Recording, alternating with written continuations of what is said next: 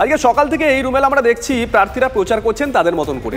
দিলীপ ঘোষ নতুন বছরের শুরুর দিনই দেখিয়ে দিলেন তিনি একেবারে পুরনো ফর্মে আছেন, যেমন দিলীপ ঘোষকে আমরা দেখতে অভ্যস্ত।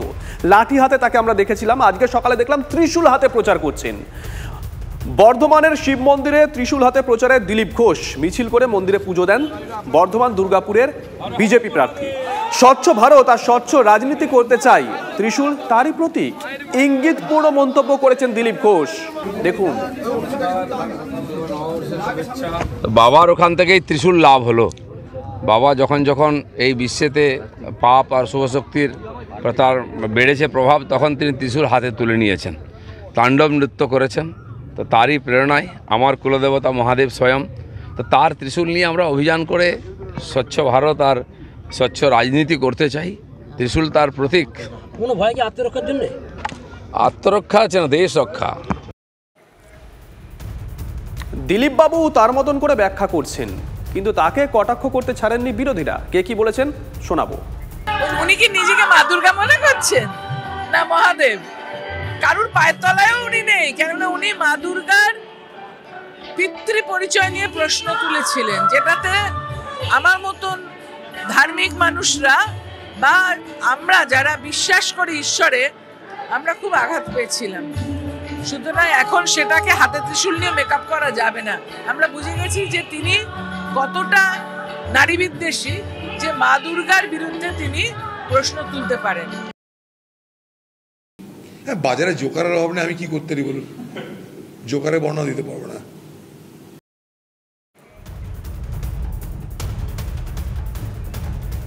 আর এদিকে গঙ্গাবক্ষে ভোট প্রচারে লকেট চট্টোপাধ্যায়। গঙ্গা ভাঙন নিয়ে তৃণমূলকে একহাত নিলেন হুগলির বিজেপি প্রার্থী। চন্দননগরের রানীঘাট থেকে ত্রিবেণী পর্যন্ত নৌকা করে প্রচার সারেন হুগলির বিজেপি প্রার্থী। গঙ্গার ঘাটে ঢাকও বাজান লকেট চট্টোপাধ্যায়।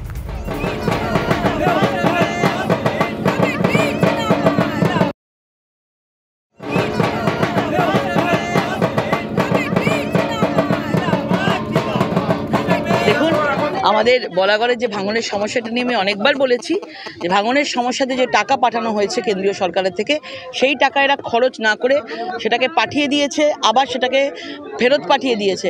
নয়তো সেই টাকা, যে টাকাগুলো খরচ করার কথা, সেগুলো নেতামন্ত্রীর পকেটে গেছে।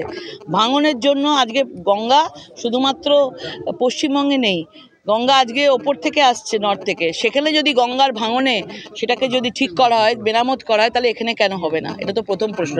এখানে কার সাথে কি শত্রুতা আছে? এরা কোনো সময়তেই কেন্দ্রীয় সরকারকে সহযোগিতা করে না।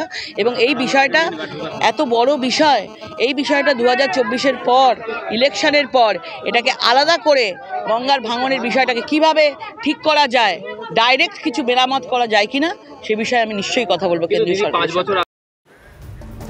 এদিকে নববর্ষে ভোট প্রচারে দিদি নাম্বার 1। হুটখোলা গাড়িতে করে প্রচারে তৃণমূল কংগ্রেস প্রার্থী রচনা বন্দ্যোপাধ্যায়।